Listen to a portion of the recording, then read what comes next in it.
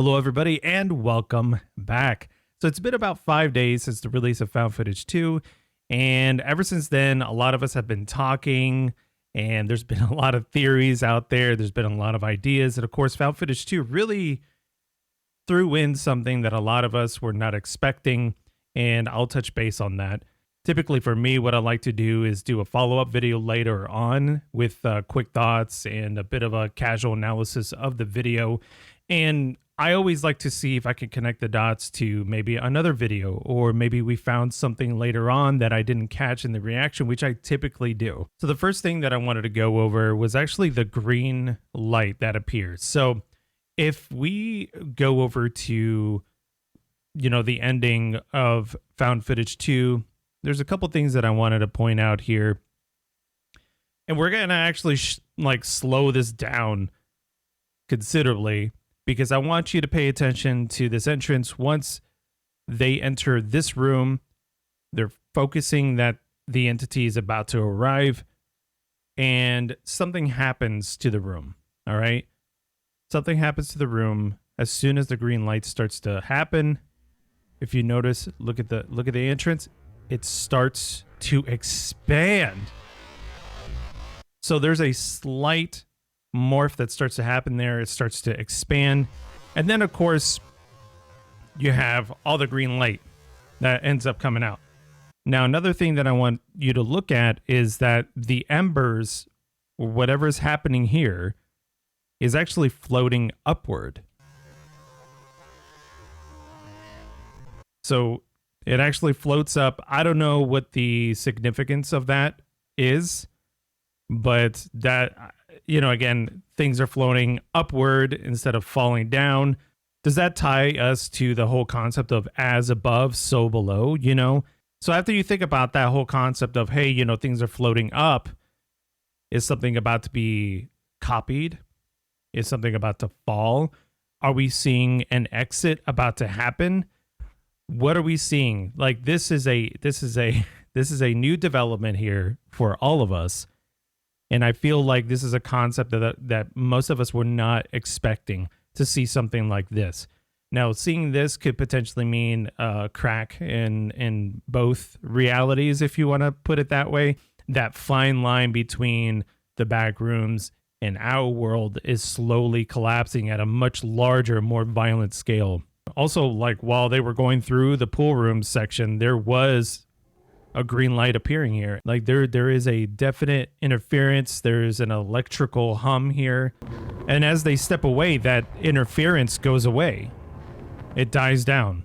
So it is just specifically centered around that one spot where you can see that green light, which is basically the same color that we saw in the room at the very end. So what exactly were we seeing there? Were we seeing sections that were being currently mimicked, that were falling through? I don't know. Honestly, I haven't seen that green light when it comes to things no clipping through. We've always just seen a very clean fall, and that's it. But with that being said, is the Backrooms starting to mimic things above because it's been subjected to so much interaction by Async and also the A-Space project. So with things being open all over the world globally, and I'll state this right now that I do not think that it is just global. And I'll talk to you about that in a moment. I feel like with so many holes opened up everywhere, there's no telling as to what amount of our reality is falling into it, or what interactions are happening all at the same time. It is a completely unstable, uncontrolled event that nobody knows the full scale of it, nor do we have the full comprehension as to the size of the problem at all.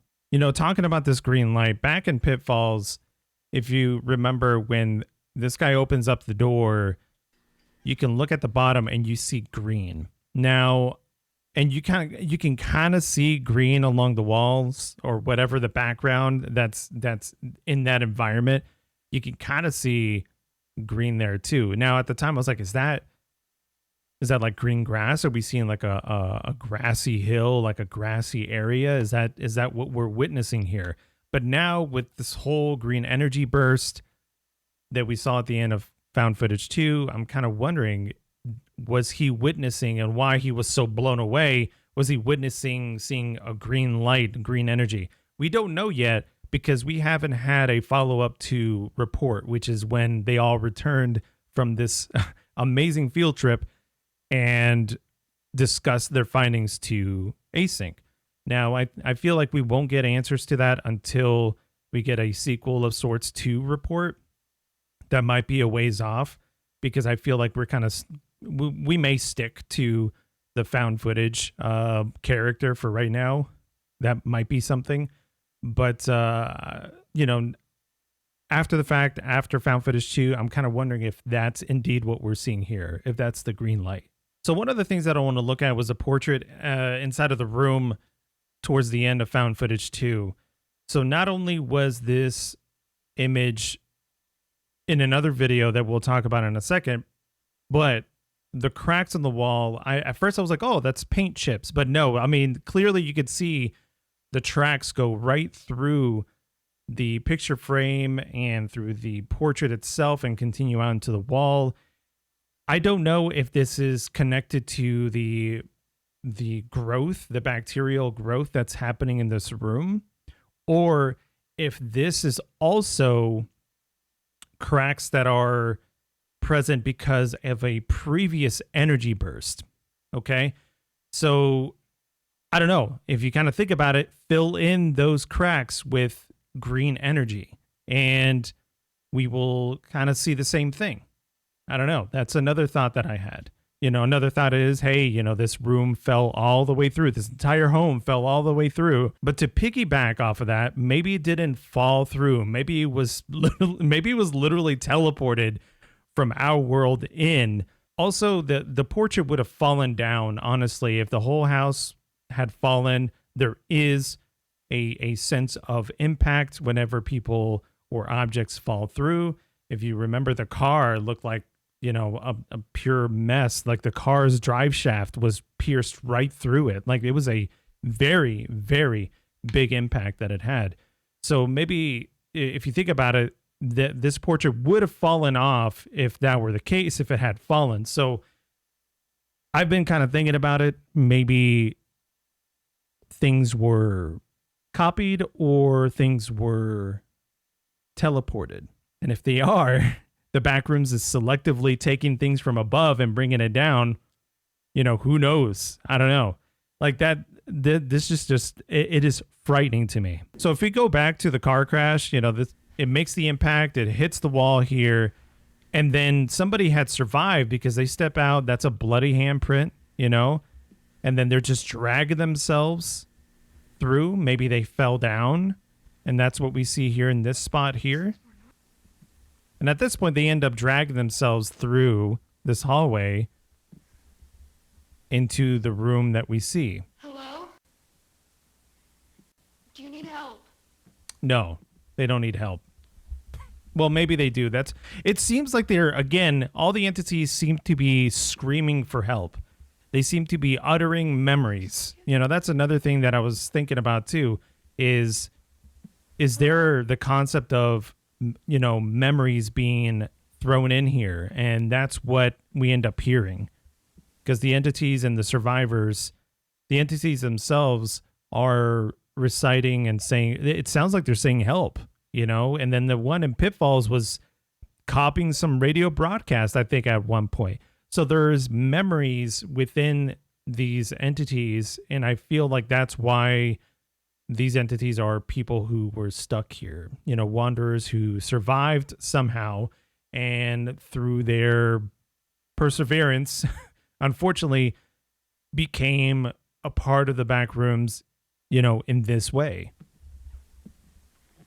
Okay, what the hell? Yeah, that is so creepy. Another thing that I wanted to talk, I'm just kidding, I'm not going to talk about this right now. We all know how I feel about this. We all know I love these chairs, and I hope we see them again. And this is definitely the, what is it that you guys called it? I think somebody called it the Bacteria Council, we essentially interrupted a bacteria council. All three bacterias and these entities were sitting down having a good time, and then we dropped in and just messed things up. And now we go to the home movie or the home video or the holiday video, holiday trip, whatever you want to call it. There's a lot going on. The most obvious one was at the very end where it shows this picture here, which is the same picture that is at the very end of Found Footage 2. Now I'm kind of wondering, are we seeing people within a space project, the residential district, which would be really unfortunate if that's what we're seeing, because I honestly feel like they tried to do it, they went forward with it, and there was a catastrophic event, and then just everything just went upside down at that point, literally. Another thing that I want to talk about was that this sunset was featured in the autopsy report video, and this appears on a screen in autopsy report that is just flashing a bunch of images. You end up seeing the footage of, or the picture of, the threshold, but it is being covered by the images of this sunset. Now, a couple things that I want to talk about here was, are we seeing, again, hey, this is a doorway out to the world. By opening it, there is a way in and there's a way out, and there's no controlling this, because as we have seen, there's things happening all over the place. Having this picture over the threshold, does that signify that, hey, our world is now a part of that? The two things are merging together. That's one thing that we could think about. Also, the focus on the sun. Are we starting to dive into the idea of celestial concepts here? Are we about to step into something with space? You know, we go into this part here towards a minute in, and we literally see a face in the sky. I don't know if this face is connected to another autopsy report, if maybe, but it is a very weird picture here. I don't know what we're looking at, but I can definitely see a face, and whether or not if this is another victim of the Backrooms later on that we'll see, I don't know. That could be something to think about. Now, if we go back to what I was talking about, the whole celestial body thing, and we go to 44 seconds in this home video, we see what is called a planispherium, or a celestial chart, or a star chart. And why are we seeing a star chart if we're not going to bring in the concept of space? There is something beyond just Earth now that's being brought in. This is insane, if you think about it. Because now we truly cannot grasp what is going on. It's not just like, oh, there was an earthquake. Oh, there's a whole house. What are we going to run into now if we are looking at a star chart? Things are about to get really, really crazy if we start to bring this into the mix. And I think that's where we're going. And I cannot wait for this to be expanded on, because this just makes it even worse for anybody else. This is beyond, oh my God, A-space, people are trapped in there. Like, what exactly are we supposed to expect from this? Now we have a green energy that appeared. There's no telling what's going to happen now that we're looking at a celestial chart, Well, with that, that's all the time that I have for today. I hope you enjoyed going through some of my thoughts and speculations about this series. If you have anything that you want to add to this, any of your thoughts, anything that you want to piggyback off of what I have said, feel free, leave it in the comments. I really want to see what you have to say. If you enjoyed this video, please leave a like and subscribe to the channel to catch us next time. And as always, folks, take care. Peace. I'm out of here. Bye-bye.